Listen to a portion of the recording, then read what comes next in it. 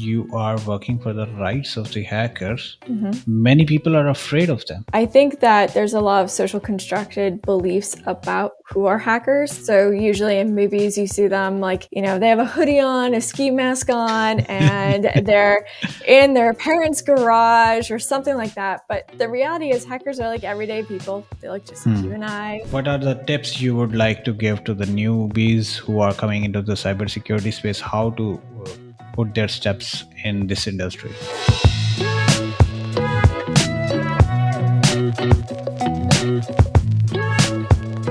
Hello everyone, my name is Ali. I'm the CEO of Al-Burraq Technologies. Today we are with you with another tech star who is doing great in cybersecurity. Meet Chloé Messdaghi. How are you doing? I'm doing well. How about yourself?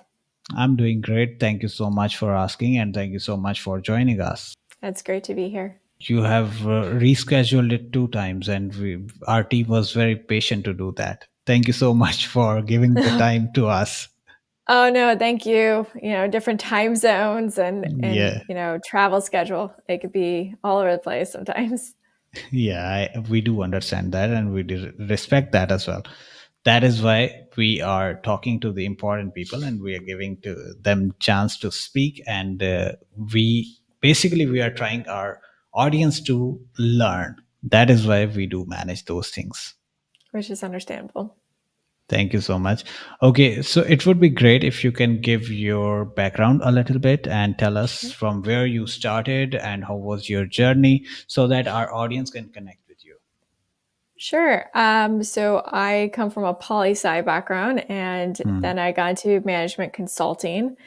From there, I got basically someone reached out to me saying, "Have I ever thought about working for a company in cybersecurity?" And I said, "Why not?" So I got into cybersecurity in about 2017, and I've been in it since. I got into the hacker space in about 2019, 2018 time period. From there, I also got into basically trying to find rights for hackers. So one of the founding members of Disclose.io, making sure that vulnerability disclosure policies exist and that hackers can report their findings in a safe manner. But I also started a couple different nonprofits that help serve those that are underrepresented in this community in cybersecurity. And ever since then, I've just been, keep going into the space, and I just keep looking around and hearing conversations and learning what I need to do and how to make it better for this industry. Right.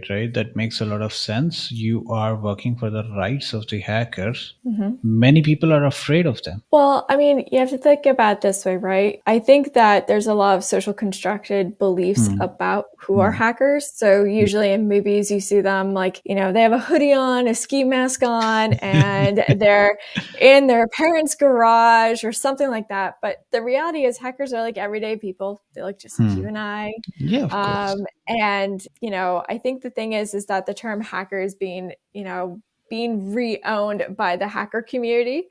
I mean, you have different types of folks in this space. I would say that those that, we've seen, quote unquote, as a bad hacker, we actually call them like malicious actors, or we may call them like,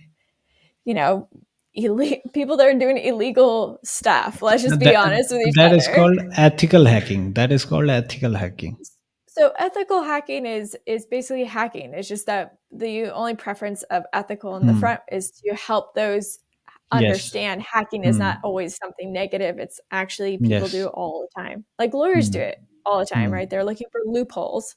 That's them being a hacker if you think about it. So it's reclaiming and re-owning the term that the hacker community would love to use. Let's talk about the companies you are working right now. You're working with Sustainable Cycle, right?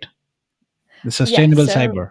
Sustainable correct. Cyber. Tell us more about that. Yeah, so basically, I give a lot of talks for work, and also there are times where reporters ask me questions about how do we make things better for security teams and cybersecurity companies. And I started getting phone calls from like CEOs and VCs saying, "Hey, can you help us out here? We have this problem or that problem."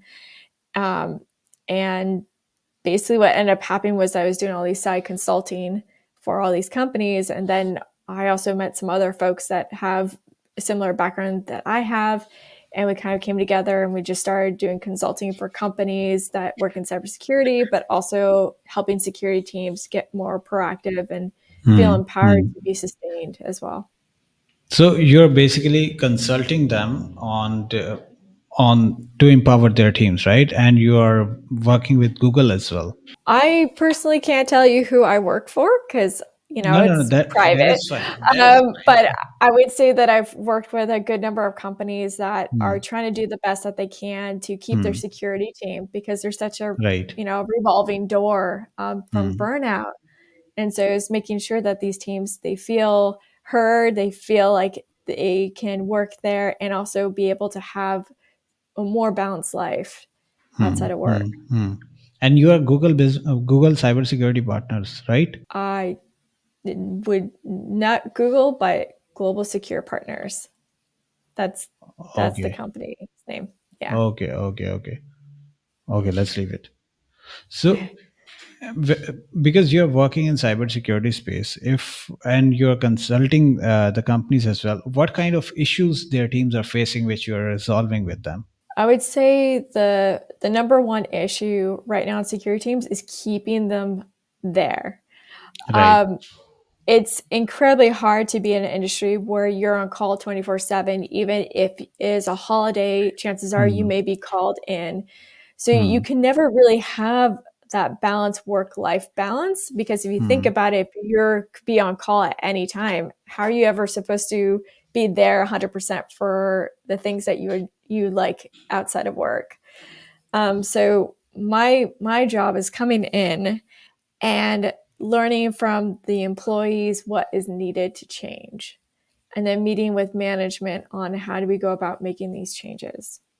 So becoming kind of the diplomat for everyone to try to fix the situation. Hmm. Right. Right.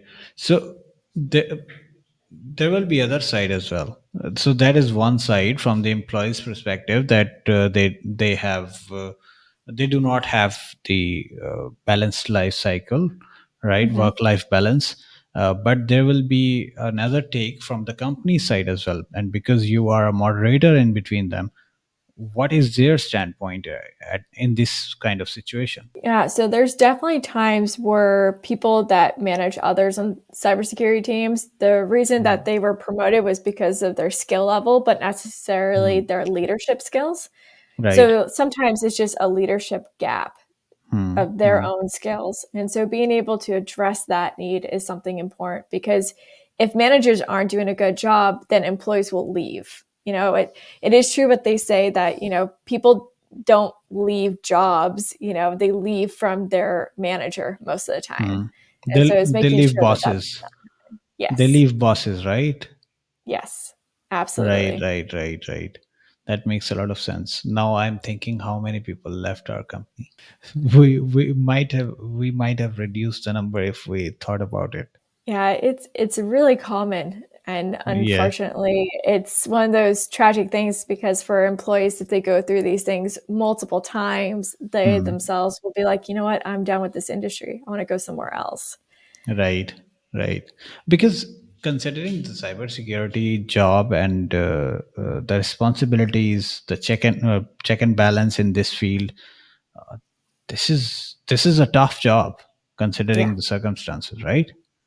It's tough, and depending on what your role is, it can be very Hmm. dark.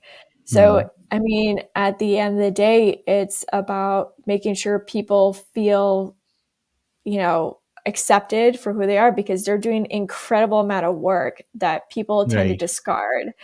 And so that's the one thing, is a lot of companies, they tend to see, security people as just security people. People that Hmm. are costing them more money than them helping them gain more money. But the reality is that if anything ever gets breached, you have a PR situation, you have a product situation where customers will then be like, why am I working with you? If this breach happened, you let all this, really important data that now puts my company at risk. And so people tend to forget about the role and how important security is. But I think since like 2020, things have been shifting in that area, which is really Hmm. good to see. Hmm. That's a good thing. And if I ask you, what are the opportunities right now in the cybersecurity phase? How would you answer that thing? Endless. Endless. It Right. is literally the industry that has a zero unemployment rate. There's endless opportunities. The hardest part, though, is getting your foot in the door. Um, and that has a lot to do with networking. So once you're in this industry, you can stay in this industry and prosper. But getting your foot in the door can be incredibly hard and challenging. And that's what needs to probably change now at this point. It's been a need for a while because there's so many vacant seats and we need security at every single company and organization around the world right now. Right. So what are the tips you would like to give to the newbies who are coming into the cybersecurity space? How to put their steps in this industry? I would say research. There's a lot of times where people will reach out saying, I want to work in cybersecurity. Tell me what I should do or what job should I have? And I think it's better is to research the various fields. If you want technical roles, it's first figuring out what kind of team you want to be on. Do you want to be on the offense or the defense? Um, and and figuring that out first helps a lot. But if you're looking for a role that's not technical, there's endless possibilities too. So, I mean, it's really an industry that there's endless possibilities for you. It's just first you have to know what you want to do and have that passion behind it.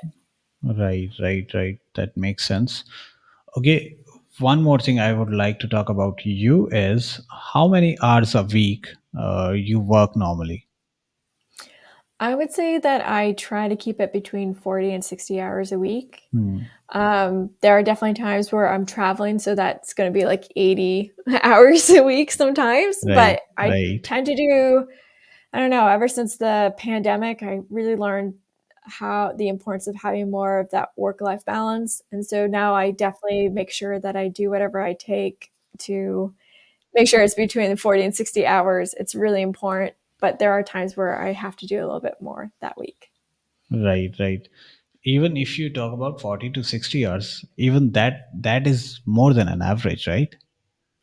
I think so. In the US, the average is supposedly 40 hours, but most people I know, it's never 40 Hmm. hours.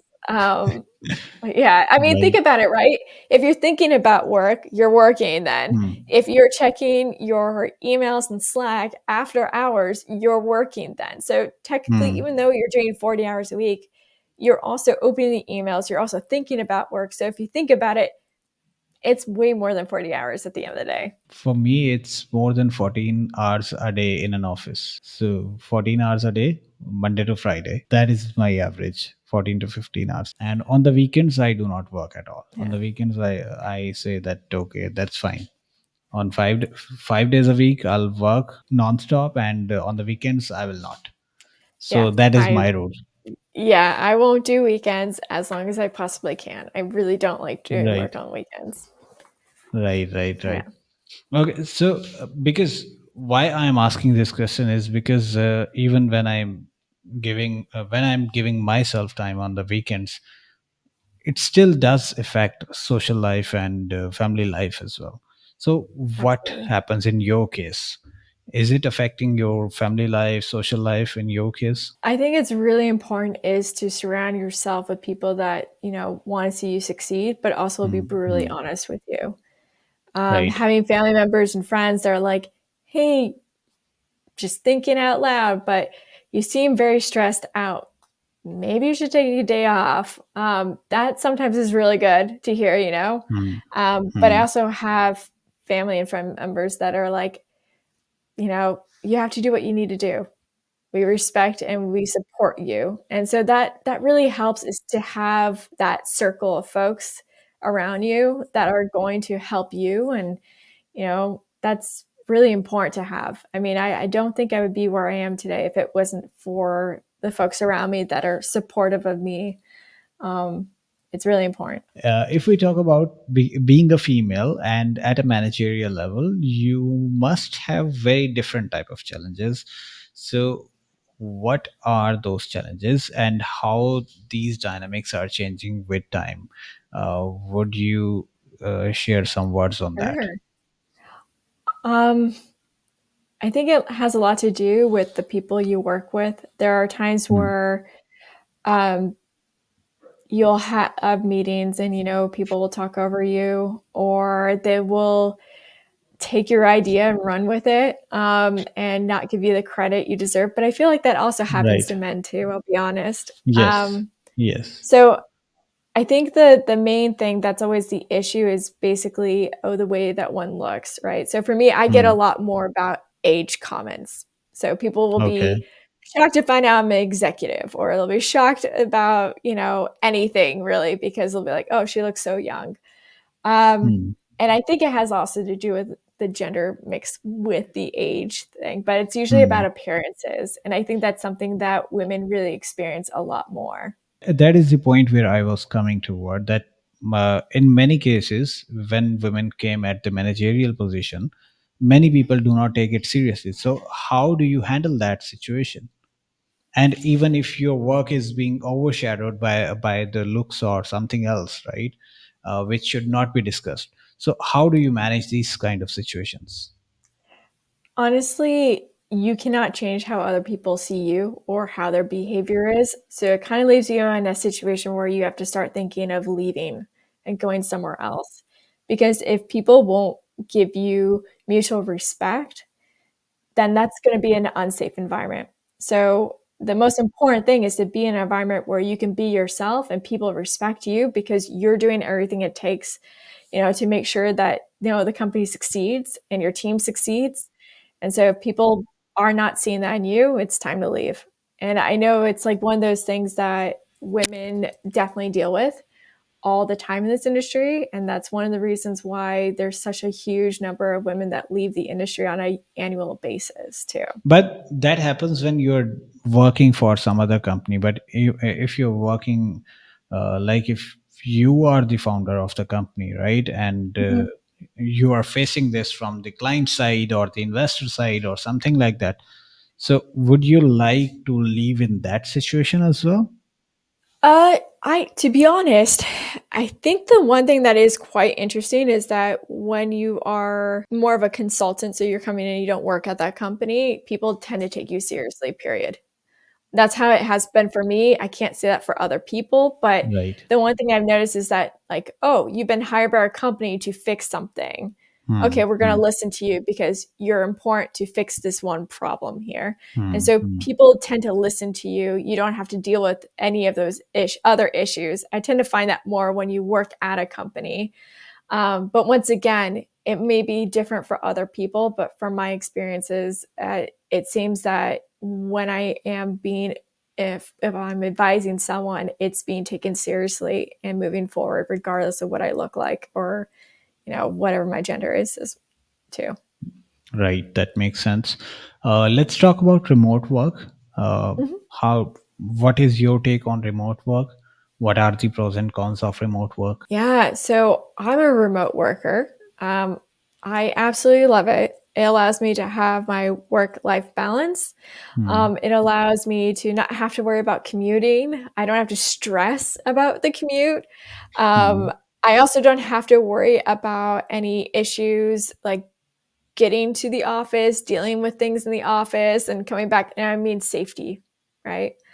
And so that's one thing that does help me out on a daily basis, because I don't have to be worried about walking home. I don't have to be worried about like walking to my car. I don't have to worry about these things that add up really stressful, um, anxious problems in life, which I really like. I would say like the downside about working at home is that you definitely miss meeting with people, your colleagues. So you don't Hmm. get that sense of, you know, being around people sometimes. So I think it's Hmm. always important is to try to find time throughout the year for the teams to meet each other. So then everyone has kind of like moving that forward and building those relationships. I think that's important. Um, I think the whole you have to work in the office and that's the only thing you're allowed to do. You can't work remotely. I think that's a really bad thing in so many ways, because it's not Hmm. thinking about Hmm. the people that they are much more empowered when they work at home. I'm one of those people that I like to be away from people when I'm really focused on something. I really don't like to be like someone coming up to me if I have my headphones on, if it really looks like I'm in the middle of a project and they come up, start talking about something random, I'm not in the space to deal with that right now. I want to focus on getting this one project done because I'm hyper focusing. So that's the one thing I really didn't like about working in the office like full time was that in the commute. It's not fun. But once again, everyone's different. Some people prefer it. Some people prefer working at home. And I think that's one of the things where we all have to come to try to meet at a middle ground to see how can we go about this and making sure that everyone's being heard and people feel safe and they feel welcome where they work. I think many people will understand, and now they will have very, very much clarity of what are the pros and cons. And I agree with that. That you lose that social connection, and uh, you have better access of talent. You can focus more if Mhm. you're really good in working remotely. At the end, I would like you to give some advice to the aspiring entrepreneurs so that they can avoid the mistakes we all have done. Yeah. You probably have heard a lot from this conversation about needing to balance your work and life. And I will be very sincere with you is that even if you are one of those people who's like, no, I'm going to grind, I'm going to keep grinding to get where I need to go, you will get burned out. And that burnout does not recover in a couple of days or weeks. It takes years. So you want Mhm. to have, when you're starting your venture of trying to start your own company, make sure you have balancing your time and your energy. Because at the end of the day, if you keep pushing and pushing and pushing, you will get burned out. And it's not the type of burnout that's going to go away really fast. It will take years. And then what ends up happening is that you will not be growing your company. So it's really Right. important is to do a really good job balancing everything early on. Don't overwork yourself. Make sure you give your time to Mm. have your zen moments and be around the people that, care and love you because they're going to be the ones that are going to help you through the hardest moments when you're starting your journey. Right. Thank you so much, Chloe, for the Mhm. insights. And it was a wonderful conversation with you. And thank you so much for joining us as Oh, well. thanks for having me. It was lovely to be here today. Thank you. And for the audience, stay connected with us so that we can keep bringing more tech stars to your screen. Thank you so much. Have a nice day.